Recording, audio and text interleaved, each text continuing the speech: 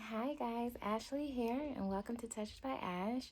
If you're new here, welcome, and if you're coming back to see me, welcome back, and I appreciate your loyalty. Today we're going to be talking about childhood traumas and how it haunts you still today in your adult life. If you're like me, then you dealt with something traumatic in your childhood, and it kind of grew with you as you got older and became a burden. So, me personally, I dealt with sexual abuse as a child at a very young age. And that was a part of my life where I was still, growing, still figuring life out. Um, and so it happened with someone that was very close to the family and kind of messed my head up a little bit. So I was scared to talk to family. I was scared to tell my parents, family members, anybody. And so my communication was just terrible. I started to get really bad anxiety in like middle school and through high school.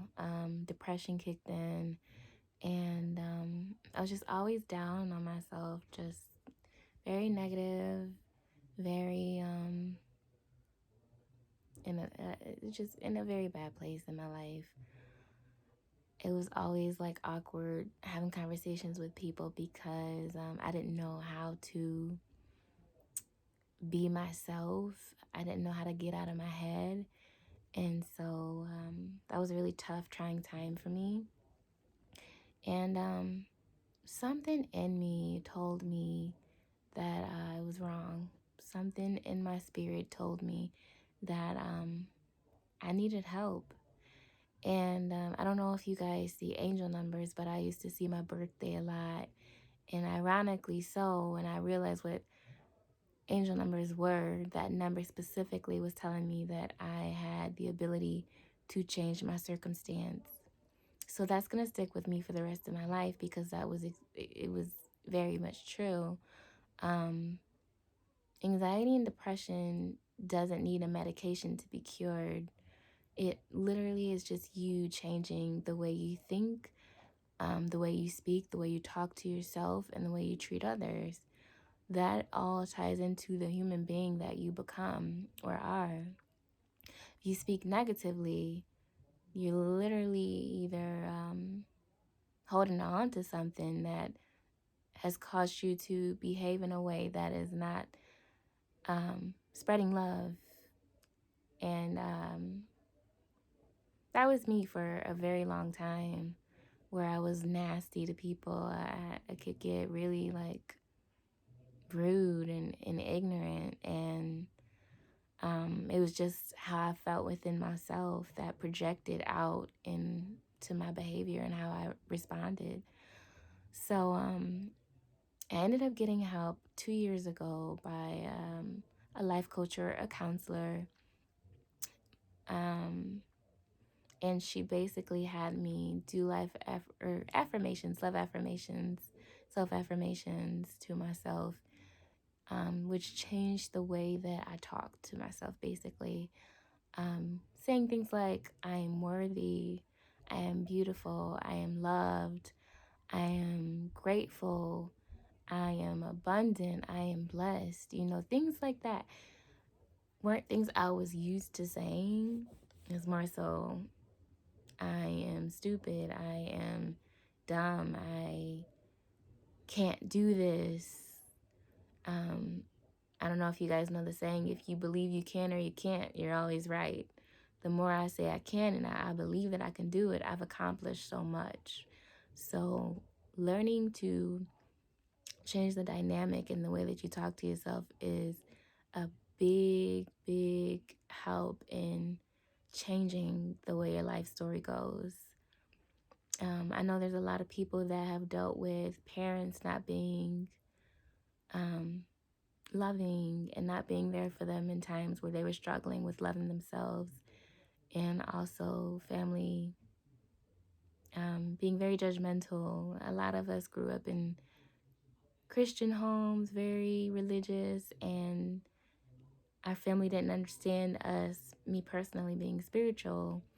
So it's like you grow up and just don't know how to communicate with people. You feel like an outsider, and so you just don't show yourself in that love and light that you are. Um, all that comes from childhood and the way you're brought up, but you have to make the decision for yourself to be different, be better, especially if you have kids. You don't want to have that generational cycle keep going. Um, you want to show that child love. You want to be there for that child. You want to be understanding so that child will come to you and talk to you when things like abuse happen to them. You don't want them to be afraid of you. You don't want them to think that you're being judgmental to them. I try to have that relationship with my son to where he's literally 4, and if I upset him, he'll say, "Mom, I don't like that you did that. I don't want you to do that again."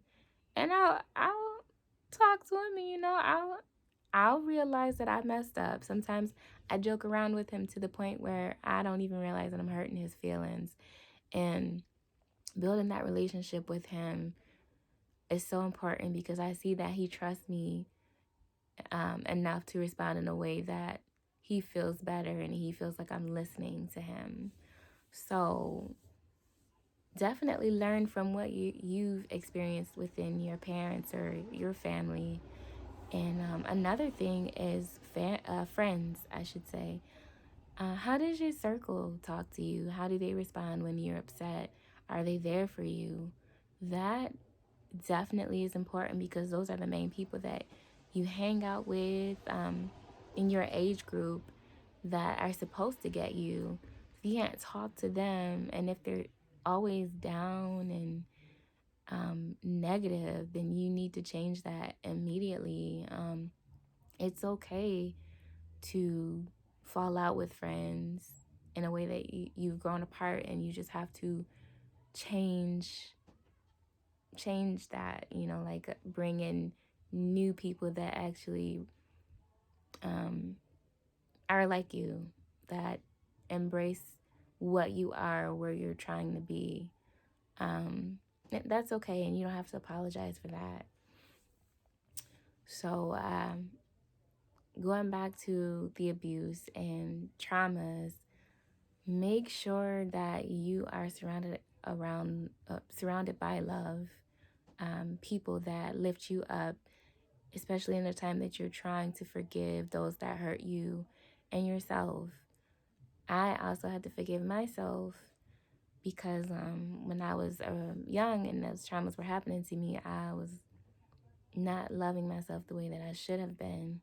I used to call myself ugly, and still till about a couple years ago when I got the help I needed, I was still calling myself ugly. I was still despised by myself and the way I looked. I was just this little goofy child, glasses. Hair was all broken off so bad from perms or relaxers, and acne all over the place. But sitting with myself now, it's like she felt so ugly and unloved, and she dealt with stuff that she couldn't even tell anybody about, and through that she was so alone. And I had to check myself, because if you don't love yourself in that stage, then you can't say that you love yourself completely. You have to love yourself in all stages of life. Connect with yourself, because that is what self-love is. Loving every bit of you, every trauma, every pain, every hurt feeling that you've ever had, and beautiful feeling that you ever had. You have to love every bit of yourself, or you'll never heal. It wasn't until I forgave myself from not being there for myself the way that I wanted to be. Um, I just wasn't able to heal until then. So be kind to yourself and understand that things happen, but it's all for growth. If I didn't go through it, I wouldn't be able to help another person today. So it was necessary. Of course, it's better that I got through it. Some people aren't able to, but I was able to get through it, and that's a blessing that I'm able to be a blessing to others.